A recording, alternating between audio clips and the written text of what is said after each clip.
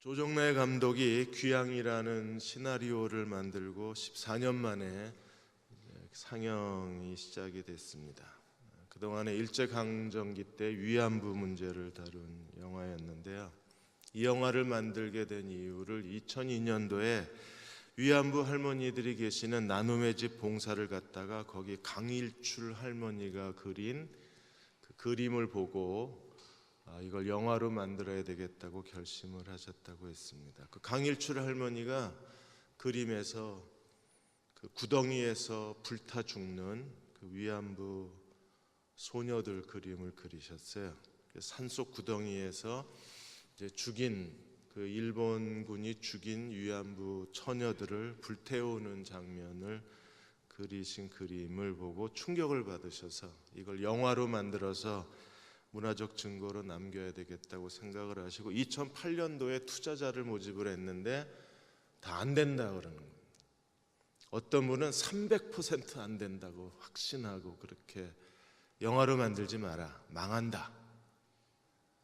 영화로 만들어서 누가 보겠냐. 아무도 볼 사람이 없다.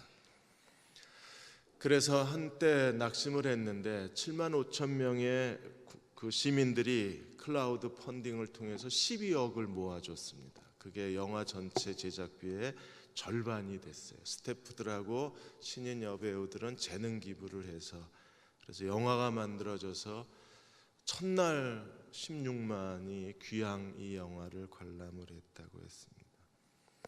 영화에 끔찍한 그 학대 장면이 나오는데 이 조정래 감독은 그 위안부 할머니들의 증언 내용의 100분의 1도 영화에 묘사를 안 했다 그랬어요. 그런데도 아주 끔찍한 학대 장면들이 나옵니다. 한국에서 끌려간 위안부가 한 20여만 명으로 추정되고 정부에 등록되신 분은 238명이시고 올해 2분이 돌아가셔서 이제 44분이 남은 거예요. 그러니까 조정래 감독은 끈질긴 사람입니다. 다 안 된다고 반대를 하고 하지 말라고 거부를 하는데도 기어이 이 영화를 만들어서 상영을 시킨 거예요. 위안부 할머니들의 아픔을 국민들이 알아야 된다고. 그러니까 눈으로 읽는 기사나 귀로 듣는 것보다 눈으로 화면을 보면 그 끔찍한 장면이 다 재현이 되니까 그래서 조정래 감독은 마치 모세를 다루시는 하나님을 닮은 것 같아요. 다 안 된다 그러는데 끈질기게 이 귀향 영화를 만들어서 기어이 상영관에다 올려놓았습니다. 모세는 하나님이 출애굽의 지도자로 부르셨는데 5번이나 거부를 합니다. 모세가 부럽습니다. 5번이나 싫다, 안 된다, 안 간다 그러는데 하나님은 끈질기게 모세를 설득하셔서 출애굽 지도자로 세워놓으세요. 모세 같은 사람이 돼야 합니다. 어떤 사람들이 그만둔다고 할 때를 기다리고 있잖아요. 쟤는 언제 그만두나. 당장 잘라버려야 되는데. 근데 모세는 그만둔다고 얘기를 하는데도 하나님이 끝까지 모세를 설득하고 모세를 세우셔서 출애굽의 지도자로 세우시는 거예요. 왜 하나님이 이 세상에 모세 한 사람밖에 없나요? 모세를 하나님이 끝까지 설득하시는 이유는 어디 있습니까? 하나님도 모세를 쓰시기 위해서 80년을 기다리신 거잖아요. 애굽의 모든 학문과 지식의 40년, 미디안 광야 목자로 40년을 기다렸다가 이제 출애굽의 지도자로 세우시는 하나님이시고 사람이 없으면 하나님이 일을 하실 수가 없어요. 그래서 수요일 날도 말씀을 드렸지만 우리는 하나님 없이 일할 수 없고 하나님도 우리 없이는 일하실 수가 없는 거예요. 그래서 우리는 하나님의 동역자들입니다. 우리를 통해서 하나님은 자기의 뜻을 이루어 가시는 분이시기 때문에 모세가 5번 거절한 내용을 저희들이 잘 이해할 필요가 있습니다. 왜냐하면 대부분 하나님의 사람들이 하나님이 어떤 일을 맡길 때 거의 비슷비슷한 이유로 하나님을 거절하기 때문에 그래요. 제일 먼저 3장 11절 12절에서 모세는 무엇을 가지고 하나님을 거절했나요? 내가 누구 간데 출애굽의 지도자가 되겠느냐? 자기 자신에 대한 열등감, 자기 연민, 과거의 실패에 모세가 완전히 발목이 잡혀 있었어요. 그래서 그는 하나님 앞에 내가 누구간데 나 같은 사람이 무엇이길래 하나님이 하시는 맡기실 만한 사람이 되지 못한다고 자기를 거부하고 있는 거예요. 우리도 누군가가 하나님이 어떤 새로운 일을 하실 때 우리가 즉각적인 반응이 모세의 반응이에요. 나 같은 사람이 그 일을 할 만한 적당한 사람이 아니라고 스스로 자기 자신에게 숨어버리는 겁니다. 이러한 모세의 그 거절에 대해서 하나님 뭐라고 말씀하셨습니까? 내가 너와 함께하리라. 하나님이 함께하리라. 이게 다 해결이 되는 겁니다. 아무리 부족하고 아무리 모자르고 아무리 형편없는 사람이라도 하나님이 함께하시면 다 해결되는 거잖아요. 그의 단점, 열등감, 그의 비어있는 부분 다 해결이 될 수밖에 없어요. 하나님이 함께 하실 뿐 아니라 하나님이 모세를 통해서 하실 일을 분명하게 말씀하셨습니다. 시내산에서 내 백성이 하나님을 예배하게 만들겠다고 말씀을 하신 거예요. 두 번째는 모세가 뭘 질문했습니까? 그럼 하나님이 누구시냐고 질문을 해요. 내게 나타난 하나님이 어떤 분이시라고 백성들에게 말을 해야 합니까? 그래서 나는 스스로 있는 자다. 나는 스스로 있는 자, 무슨 뜻이라고 그랬나요? 내가 있는 곳에 내가 있다. 하나님은 모세에게 반복해서 말씀하시기를 내가 내 백성 이스라엘이 받는 고통을 눈으로 보고 귀로 듣고 그리고 그들이 어떤 괴로움을 당하고 있는지를 알았노라. 보고 듣고 알았다. 그게 나는 곧 나다. 나는 스스로 있는 자라는 그 하나님의 이름의 뜻입니다. 내가 혼자 있는 게 아니라 내가 고통을 당하는 그곳에서 하나님은 다 보고 계시고 알고 계시고 우리가 얼마나 괴로워하는가를 하나님 우리의 마음을 어루만져 주시는 분이신 거예요. 단순히 고통을 어루만져 주시는 분이 아니라 하나님은 아브라함의 하나님, 이삭의 하나님, 야곱의 하나님이 되셔서 아브라함의 언약을 지금도 실현하고 계신 하나님이십니다. 우리의 인생이 그냥 아무 목적도 없이 방치된 게 아닙니다. 우리의 인생이 내가 계획한 대로 만들어지는 게 아니라 우리 인생 뒤에서 보이지 않는 더 큰 하나님의 섭리와 하나님의 비전 가운데 하나님은 우리의 인생을 지금도 인도하고 계신 하나님이세요. 그 하나님을 아브라함과 이삭과 야곱의 하나님이라고 말하는 겁니다.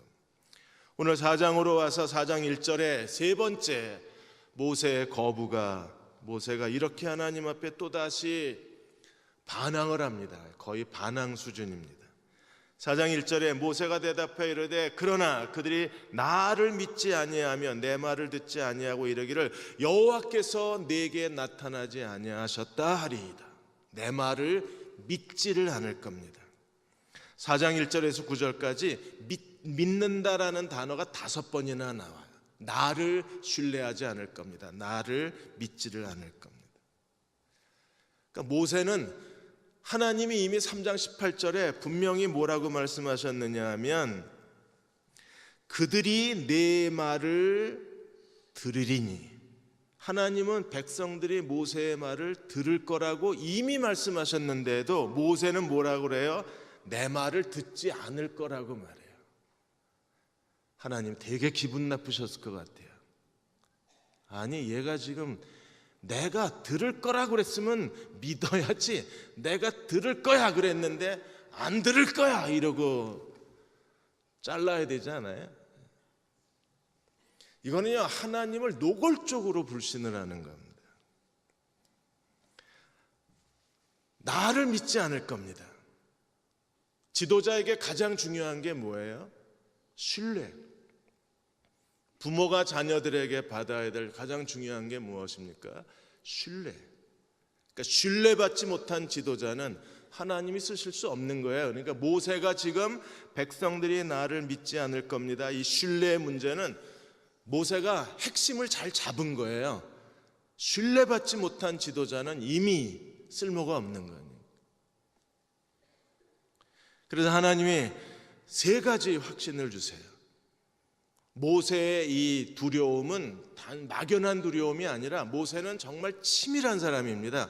내가 백성들에게 갔을 때 어떤 일이 일어날 것을 미리 예상을 하고 그 일어날 일을 미리 하나님 앞에 얘기하고 있는 거예요. 만일에 모세를 믿지 않고 모세의 말을 듣지 않는다면 모세가 가더라도 아무 일이 일어나지 않을 뿐 아니라 모세는 또 한 번 중대한 실패를 경험하게 되는 거예요. 모세는 실패하기가 싫은 겁니다.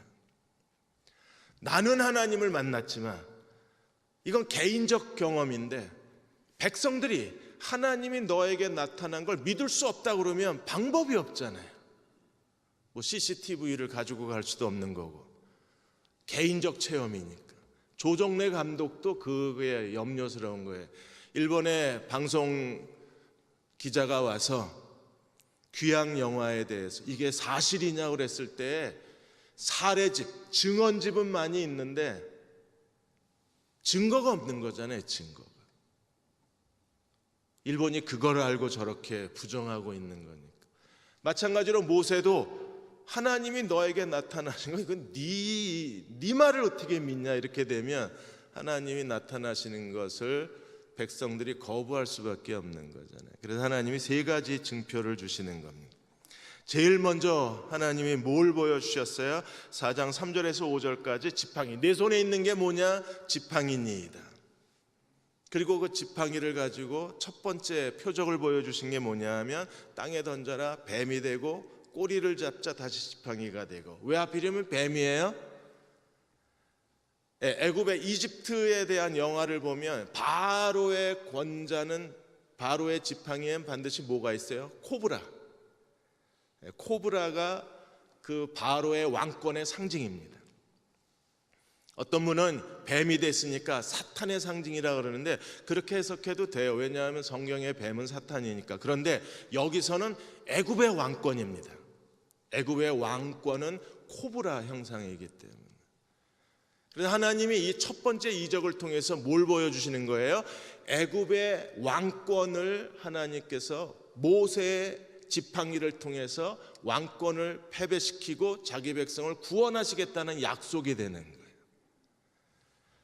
지팡이가 뱀이 되고 뱀이 다시 지팡이가 되는 걸 이스라엘 백성들이 보고 봤을 때는 그거는 애굽의 왕권에 대한 정면 도전이라는 걸 그들은 아는 거예요. 우리가 볼 때에는 왜 하나님이 그냥 10톤짜리 코끼리로 만들었다가 다시 지팡이로 만드셨으면 이게 얼마나 웅장하고 멋있어요. 왜 하필이면 뱀인가? 뱀이 애굽의 왕권 상징이라 그랬습니다. 이걸 보면 하나님이 모세에게 나타난 걸 믿을 거라고 생각을 하신 거예요. 그래도 인간의 완악함을 아시자 하나님이 두 번째 보여주신 게 6절에서 8절까지 내 손에 품에 손을 넣어라 그리고 빼라 그랬더니 문둥 나병 환자 손이 되었다가 다시 품에 넣고 빼라 그러자 손이 다시 회복이 됐습니다. 그래서 8절에 보시면 여호와께서 이르시되 만일 그들이 너를 믿지 아니하며 그 처음 표적의 표징을 받지 아니하여도 나중 표적의 표징은 믿으리라. 문둥이 손이 됐다가 다시 건강한 사람의 손이 되는 거. 이건 뭘 상징합니까? 지금 이스라엘 백성들은 애굽의 그 탄압과 애굽의 식민지와 애굽의 노예를 통해서 그들은요 나병 환자 손처럼 그들은 정말 고통스러운 삶을 살고 있는데 하나님이 어떻게 하시겠다고요? 다시 약속의 백성으로 하나님이 이스라엘을 구원하실 것을 상징적으로 보여주는 게 이 손의 기적입니다. 그러니까 첫 번째 지팡이 기적은 안 믿어도 손의 기적은 믿을 거라고 하나님이 예상을 하신 거예요. 그래도 안 믿으면 9절에 보시면 이 두 이적을 믿지 아니하고 내 말을 듣지 않으면, 그러니까 하나님이 모세가 염려하는 걸 너무나 잘 아시는 거예요. 그리고 사람이 얼마나 완악한가를 잘 아시고 첫 번째 안 믿을 수 있어, 두 번째 이건 믿겠지, 그래도 안 믿으면 이렇게 해라. 그리고 세 번째 보여주신 게 4장 9절에 나일강 물을 조금 떠다가 그 나일강을 땅에 부으면 물이 뭐가 돼요? 피로 바뀌는 거예요. 나일강은요 이집트 애굽의 경제 대동맥입니다. 애굽의 경제는 나일강에 의존이 되어 있는 거예요. 그 강이 피로 변한다는 것은요, 하나님이 애굽을 몰락시킨다는 것이고 그들이 신으로 섬기고 있는 애굽의 나일강을 하나님이 저주하신다는 거잖아요. 그래서 지팡이, 손, 나일강 이 세 가지 표적을 통해서 하나님이 모세에게 나타나셨다는 걸 증거하려고 하나님이 세 가지 매직 쇼를 하게 하시는 거예요. 왜요? 믿지 않을 수 있기 때문에.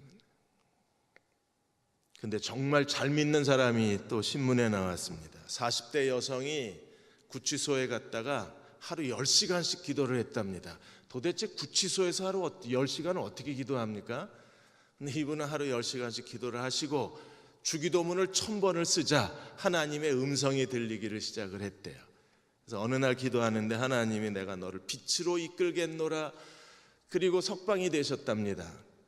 그 노량진의 한 그 교회에서 눈물을 흘리고 간증을 하는데 목사님도 교인도 다 은혜를 받은 거예요. 그리고 어느 한 사람이 그 앞 전세금을 모으고 있었는데 그 돈이면 하나님이 좋은 집 사주라고 그랬다고 내가 음성을 들었다. 가난한 사람을 도우라고 음성을 들었다. 그 돈으로 아파트 사게 해주겠다. 그러자 계약서도 안 쓰고 1억 2천만 원을 준 거예요. 그러자 몇 달 뒤에 상도동에 한 아파트 열쇠를 주면서 이제 당신 집이라고 그래서 살았는데 5개월이 지나자 집주인이 와가지고 월세 5개월 밀렸으니까 월세 달라고 그래서 사기당한 걸 그때서야 아셨대요. 목사님도 사기를 당하셨어요. 목사님도 내가 하나님께 성전 지으라는 음성을 듣고 땅을 봐놨는데 그 땅에 성전을 지을 적임자는 목사님이다. 그래서 목사님이 얼마를 이 사람한테 줬는지 아십니까? 2억을 갖다 줬습니다. 이렇게 해서 6억을 40대 여자가, 아니 이렇게 잘 믿을 수 있어요? 너무 잘 믿어서 6억이나 갖다 사기를 당해서 교인들하고 목사님이 이 40대 여자를 고소를 했답니다. 모세가 이 시대에 왔어야 돼. 이 시대에 와서 호렙산 가시떨기 불꽃 가운데 여호와가 내게 나타나셨다. 전 목사와 교인이 다 눈물을 흘리면서 은혜 받고 들었을 겁니다. 그런데 우리가 거짓은 너무나 쉽게 믿는데 하나님에 대한 거는 너무 믿을 수가 없는 거예요. 그래서 하나님이 모세에게 지팡이 기적, 나병 환자 손, 그리고 애굽 나일강의 기적을 보여주면서 이렇게 하면 반드시 내 말을 듣고 너를 믿으리라고 말씀을 해주신 거예요. 그러자 세 가지 표적 줬으면 나 같으면 예 가겠습니다 할렐루야 이러고 갔을 텐데 모세는요, 이게 우울질의 전형적인 반응입니다. 모세가 4장 10절에 네 번째 거절을 하는데 뭐라 그랬습니까? 모세가 여호와께 아뢰되 오 주여 나는 본래 말을 잘하지 못해. 이 하나님이 놀라운 매직쇼 3가지나 주셨는데 그거 가지고 모세가 못 가겠는 거예요. 왜? 말을 못하니까.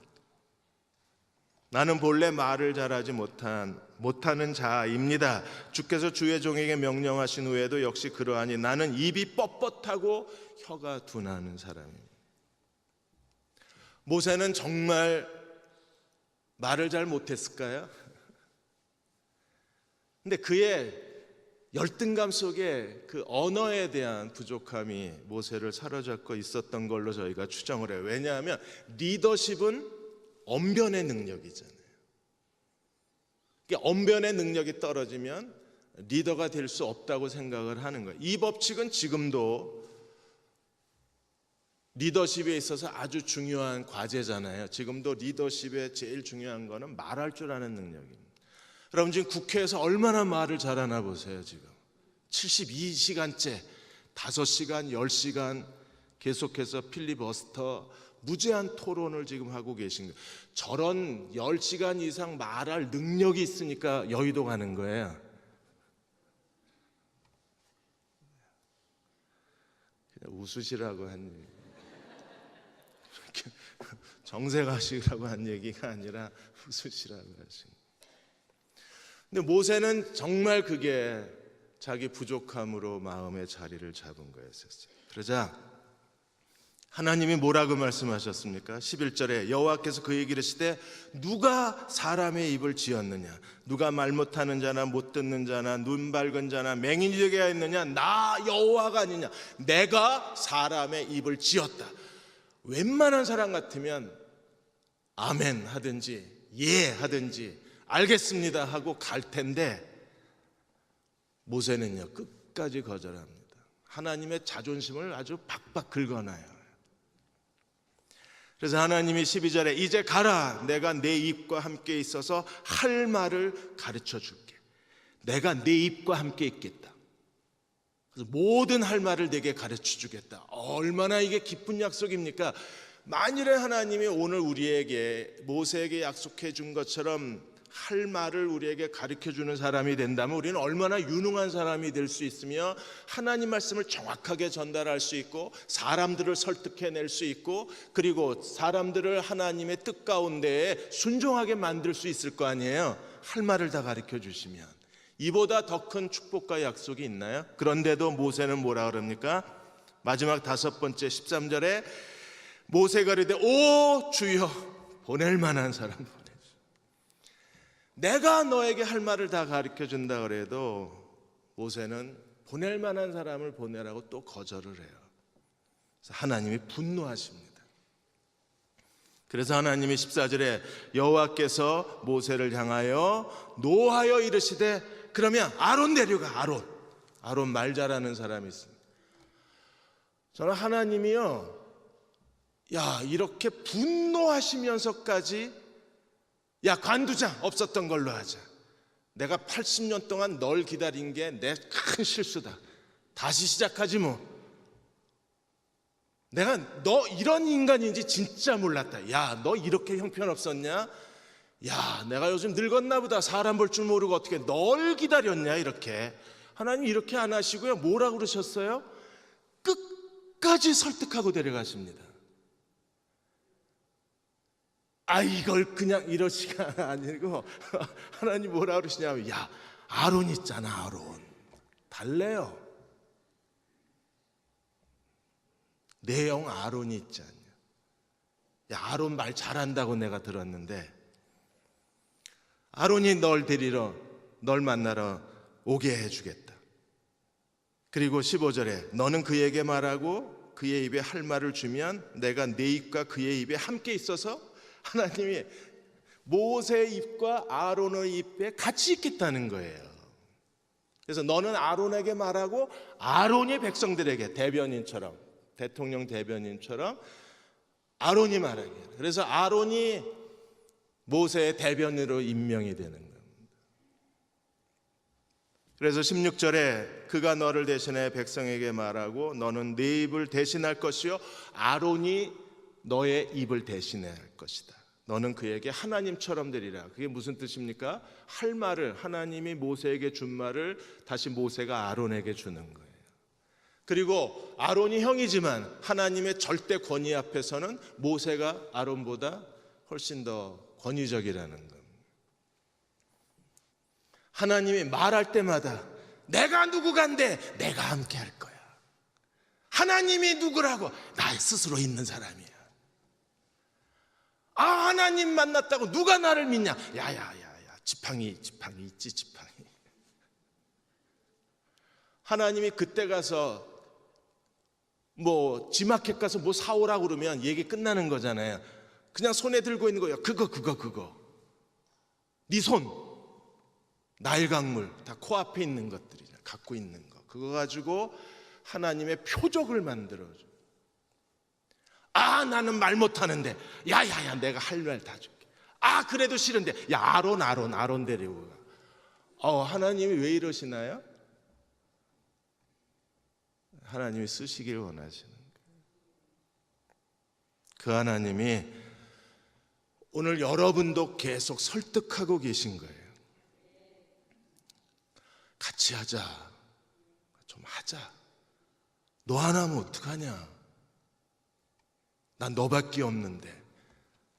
그래서 하나님의 4장 17절에 뭐라 그러셨어요? 너는 이 지팡이를 손에 잡고 이것으로 이적을 행하라.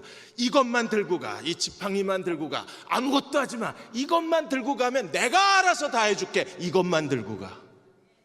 그 여호와의 지팡이를 손에 듭니다. 사랑하는 여러분, 우리가 자기도 모르게 계속 하나님 앞에 핑계를 대요. 변명을 해요.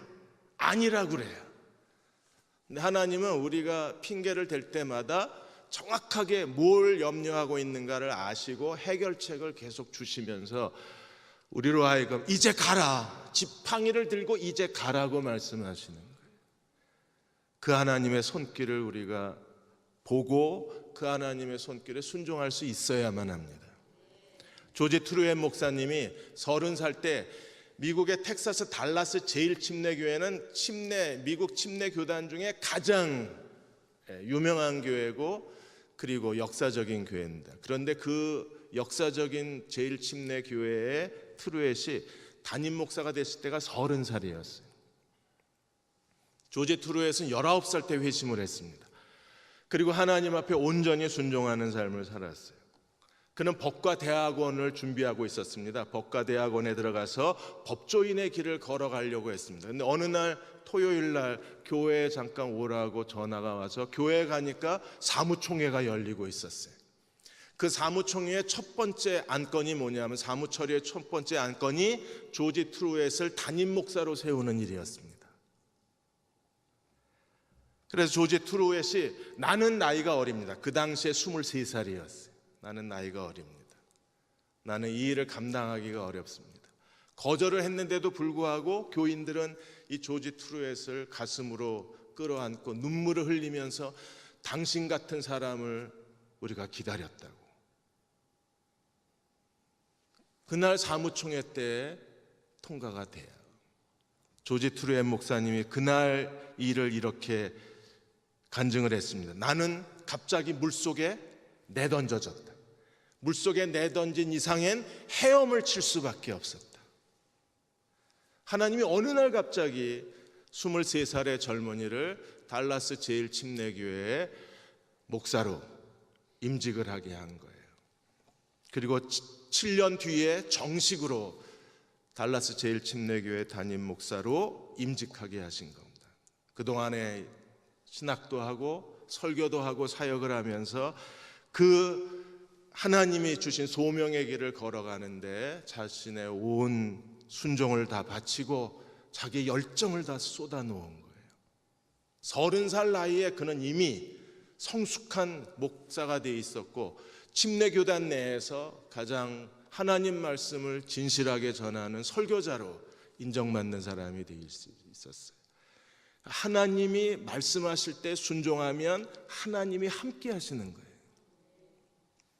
이제 모세가 애굽으로 떠나는데 5개의 에피소드가 준비되어 있습니다. 여기에 모세를 돕는 사람들이 다 나와요. 하나님은 모세를 위해서 다 준비하고 계셨어요. 제일 먼저 18절에서 20절까지 보시면 장인 이드로에게 애굽으로 돌아가겠다는 얘기를 합니다. 여러분, 장인 이드로는 어떤 사람이었어요? 모세의 아버지 같은 사람입니다. 그가 공경을 당했을 때 모세를 환대하고 딸을 그에게 아내로 주고 자기 집에서 먹고 살 수 있게 다 마련해 주고, 그리고 직업 목자의 그 장인의 양을 치는 목자로 그가 40년을 지냈으니까. 그래서 이드로가 그의 아버지처럼 모세의 광야 40년을 돌보아준 사람이었어요. 그리고 이드로에게 얘기했을 때 이드로가 기쁜 마음으로 모세를 보냅니다. 그래서 18절 하반절에 보시면 이드로가 모세에게 샬롬, 평안히 가라고 보내요. 이드로가 샬롬하고 모세를 보내자 즉시 19절에 여호와께서 모세에게 말씀을 하십니다. 애굽으로 돌아가라, 내 목숨을 노리던 자가 죽었다고 말씀을 하시는 거예요. 우리 주변에 하나님이 보내주신 사람들이 곁에 있어야 돼요. 그리고 그 사람들의 도움과 격려와 협조를 통해서 하나님이 내 인생의 문을 여시고 내 인생의 길을 넓히시는 거예요. 미국의 노스캐롤라이나 대학에서 운동을 하지 않거나 다이어트를 하지 않아도 진정한 우정이 나를 사랑해 준 사람이 곁에 있고 그 사람들과 교제를 나누면 운동 며칠 안 하고 다이어트 며칠 안 해도 그 사람의 건강이 유지가 된답니다.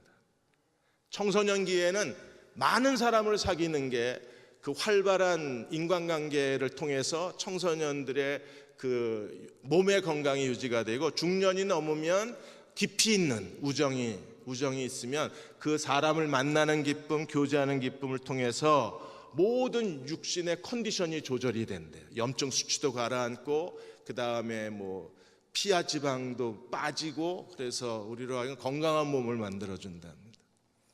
모세는 아마 굉장히 식스팩을 가진 그런 건장한 젊은이였을 것 같아요. 하루 종일 광야를 다녔을 뿐 아니라 어디를 가든지 사랑받는 사람이었잖아요. 이드로가 샬롬 하자 하나님이 즉각적으로 나타나서 애굽으로 돌아가라고 동시에 지시를 하세요. 이거 얼마나 큰 축복입니까? 그리고 두 번째로 21절 23절에서 하나님이 모세에게 나타나셔서 말씀하시기를 애굽으로 돌아가서 해야 될 일을 하나님이 자세하게, 어떤 일을 해야 될지 하나님의 계획서를 모세에게 주시는 거예요. 여러분, 사람이 어떤 일을 할 때 자기가 오늘 해야 될 일, 내일 해야 될 일, 그리고 하나님이 뭘 원하시는지를 정확하게 알고 하나님의 일을 감당해내는 것보다 더 큰 즐거움이 어디 있어요? 그의 눈앞에 하나님이 하실 일을 자세하게 설명을 해주시는 거예요. 그래서 제일 먼저 21절에 애굽으로 돌아가자마자 모세가 해야 할 첫 번째 일이 무엇입니까? 내가 네게 준 이적을 바로 앞에서 행하라는 겁니다. 그리고 마지막 이적은 뭐예요? 22절에 바로에게 이르기를 여호와의 말씀에 이스라엘은 내 아들 장자라. 내 아들을 보내어 나를 섬기게 하라 하여도 네가 보내주기를 거절하니 내가 내 아들 내 장자를 죽이리라. 이스라엘이 장자인데 보내주지 않았기 때문에 하나님이 애굽의 장자를 치시겠다. 10가지 재앙 중에 마지막 재앙이 뭐예요? 장자의 재앙이잖아요. 그러니까 제일 먼저 가서 해야 할 이적과 맨 마지막에 해야 할, 모세가 해야 할 일들을 하나님이 정확하게 설명을 해주시는 거예요. 얼마나 행복했을까요? 우리가 어떤 일을 하는데 하나님께서 처음은 이 일이고 그 다음에 이런 일을 하다가 네가 하는데 반드시 바로가 완악해져서 거절을 할 거다. 그래서 결국에 이런 일을 통해서 바로가 이스라엘 내 백성을 보내게 될 것이다. 그게 바로 이스라엘이 내 장자기 때문에 내가 애굽의 장자를 치겠다. 그래서 마지막 10번째 장자의 재앙이 왜 나왔는지 그 이유를 설명하는 거예요. 그건 이스라엘이 하나님의 장자기 때문에 그렇다는 거예요. 하나님 모세에게만 이렇게 친절하실까요? 저도 지금 계속 기도하고 있는 게 하나님 모세에게 주신 계획서 저도 한 장 주시죠라고 계속 기도하고 있어요. 2년을 기도했는데도 팩스 수신이 아직 안 되고 있어요. 제가 제일 답답한 게 가끔 어떤 분들이 저한테 왜 무슨 걱정이 많으시냐고 얼굴이 이렇게 어둡냐 그러는데 팩스가 안 와서 그래요. 저는 모세가 너무 부러운 거예요. 야, 어떻게 이걸 다 얘기하시지? 가자마자 이거에. 그리고 끝에 이런 일이 일어날 거야. 그래서 너는 내 백성을 데리고 시내산에 가서 나를 예배하게 될 거라고. 완벽한 계획서를 주시잖아요. 하나님이 여러분의 인생에도 계획을 갖고 계시고 하나님이 그것을 우리에게 지시하시고 알리시는 하나님이심을 믿으십니까? 오늘 밤 그걸 보게 해달라고 기도해야 되는 거예요. 세 번째, 모세가 죽을 위기에 처합니다. 하나님이 기껏 설득해서 보내놓으시고 또 갑자기 죽이려고 그러세요. 이게 참 하나님이 하시는 일을 우리가 이해하기가 어렵습니다. 24절에 모세가 길을 가다가 숙소에 있을 때 여호와께서 그를 만나서 죽이려 하시는지라. 그러니까 아무 이유 없이 갑자기 애굽으로 가는 도중에 하나님이 모세를 죽이려고 그러는 겁니다. 왜 죽이려고 하는지, 무엇 때문에 죽이려고 하는지 미리 카톡도 안 하시고 무슨 문자도 없이 갑자기 나타나셔서 하나님이 갑자기 모세를 강도를 만난 것처럼 살해하려고 그러시는 거예요. 그때 십보라가, 아내 십보라가 어떻게 해요? 돌칼을 가져다가 그의 아들의 표피를 베어 그의 발에 갖다 대며 당신은 참으로 내게 피난편이다. 큰아들의 할례를 해서 그 할례의 포피를 모세의 발에다 던진 거예요. 그리고 피난편이라 그랬어요. 그거에 대해서 26절에 뭐라 그랬어요? 그때 십보라가 피난편이라 하면 뭐 때문에? 할례 때문에. 이걸 십보라가 어떻게 알았을까요? 갑자기 하나님이 모세를 죽이려고 그러시는데 왜 죽이려고 하는지, 죽일 수밖에 없는 문제가 뭔지, 모세가 해결하지 못한 문제가 뭔지를 즉각적으로 알아차리고 십보라가 기민하게 그 아들의 할례를 행함으로 하나님 모세를 놓아주세요. 우리에게 이런 아내가 있으면 얼마나 행복할까요? 왜 이 일이 일어나고 어떻게 해결해야 되고 문제가 뭔지를 아무도 얘기 안 했는데 십보라는 알잖아요. 십보라가 어디서 알았어요? 이스라엘은 내 장자라고 했을 때 벌써 문제가 뭔지를 알아차린 것 같아요. 왜? 모든 이스라엘의 장자 아들은요 반드시 창세기 14장 17절에 뭘 받게 되어 있습니까? 17장 14절에 할례를 받지 않으면 여호와의 언약 백성이 될 수가 없는 거예요.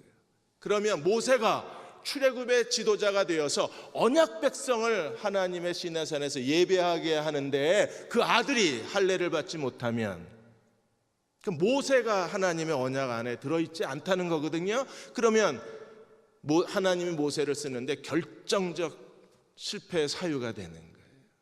모세의 무능이 되는 겁니다. 모세는 그걸 미처 모르는 거예요. 그런데 십보라가 알고 재빨리 돌칼을 만들어서 아들의 표피를 베어서 남편의 발 앞에 던지는,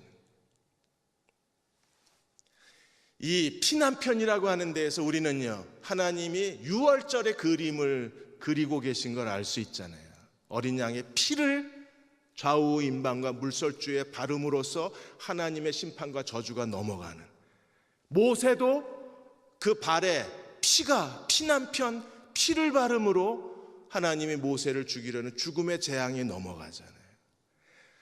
그런데 아내가 이걸 어떻게 알았느냐는 거예요. 암만 기도해도 계시가 않아요. 야, 대단하다 이 여자. 그러니까 하나님이 그 광야 40년 동안에 모세를 준비시키는데 그 40년 외로움을 견딜 수 있는 힘은 아마 이 십보라에게 있었을 것 같아요. 그녀의 그 재치, 순발력, 통찰력, 지혜, 그리고 하나님의 관점에서 왜 이런 일이 일어나는가를 정확하게 알고 그걸 해결할 수 있는 능력.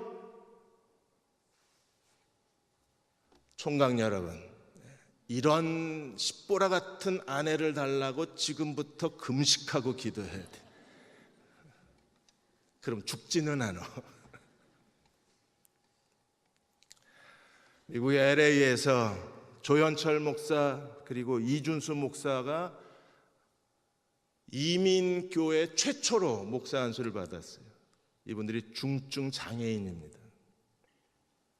중증 장애인들에게는 같은 장애인 목사님이 그들의 아픔을 알고 그들을 돌볼 수 있다고 생각을 해서, 그래서 그 남가주에 있는 이민 한인교회 협의회가 이분들을 격려를 해서 신학을 하게 하고 목사 안수를 준 거예요. 더군다나 조현철 이 목사님은 아예 중학교 때부터 그 꿈이 있었는데, 데이비드 링이라는 그 미국 목사가 중증 장애인인데 부흥사예요. 그래서 그분처럼 부흥사가 되고 싶다고 그렇게 꿈을 꿨습니다. 그분들의 꿈을 키워주고 그 꿈을 일으켜준 주변 교회의 목사님들과 십보라 같은 돌보는 사람들이 있었던 거예요. 그래서 그분들이 마침내 목사 안수를 받아요. 이준수 목사님은 소그룹 사역을 통한 그 목사로 쓰임 받기를 원해서 이분 공부를 참 많이 하신 분이십니다. 누구든지 십보라와 같은 사람, 이드로와 같은 사람이 곁에 있으면 하나님이 그를 쓰실 수 있는 거예요. 이제 27절에서 28절 네 번째로 아론을 만납니다. 하나님이 아론을 보내셔서 아론을 만나게 하시고 아론이 일어난 일을 다 얘기를 하고 그 아론의 입에 하나님 말씀을 넣어줘요. 드디어 말 잘하는 아론이 곁에 있습니다. 모세는요 이제 두려울 것이 없어요. 마지막 다섯 번째로 29절에서 31절까지 장로들을 만나서 장로들에게 일어난 일을 다 말합니다.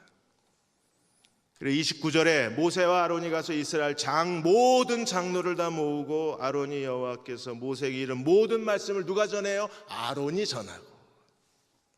그러자 모세는 이적을 베풀고, 그래서 어떤 일이 벌어져서 31절에 백성이 믿으며 여호와께서 이스라엘 자손을 찾으시고 그들의 고난을 살피셨다 함을 듣고 머리 숙여 하나님을 경배하더라. 그러니까 모세가 걱정하던 일이 없어진 거예요. 안 믿을 겁니다. 듣지 않을 겁니다. 웬걸 다 듣고 그들은 하나님을 경배하기까지 하잖아요. 하나님은 이미 모든 일을 다 하고 계셨던 거예요. 사랑하는 여러분, 하나님은 이미 우리 앞서서 모든 일을 다 준비하고 계신 거예요. 우리가 순종만 하고 가면 하나님이 일하실 겁니다. 오늘 여러분의 인생에 하나님이 어떤 일을 하시는가를 보고 순종하십시오. 그리고 주변에 여러분을 돕는 사람들의 손길을 거절하지 마십시오. 하나님이 바울을 회심하기 위해서 스데반의 죽음의 순교의 자리에서 바울이 그 사례를 주도하고 스데반의 죽는 모습을 바울의 마음에 그 인상 속에 남겨놓았잖아요. 그리고 다메섹에서 회심했을 때 아나니아가 가서 안수하자 하나님의 기름 부으심이 임하고 성령 충만함이 임하고, 그리고 바나바를 통해서 사역의 현장으로 데려가시고, 인생의 곳곳에 바울을 돕는 사람들이 있었기 때문에 바울이 이방인의 사도가 되어서 하나님께 놀랍게 쓰임받을 수 있었어요. 오늘 우리가 하나님의 소명이 무엇인지를 위해서 기도하고 우리가 그 사명에 순종할 수 있는 마음을 달라고 기도하고 내 곁에 돕는 사람을 보내어 달라고 기도하는 이 밤이 되시기를 주의 이름으로 축원합니다. 기도하겠습니다.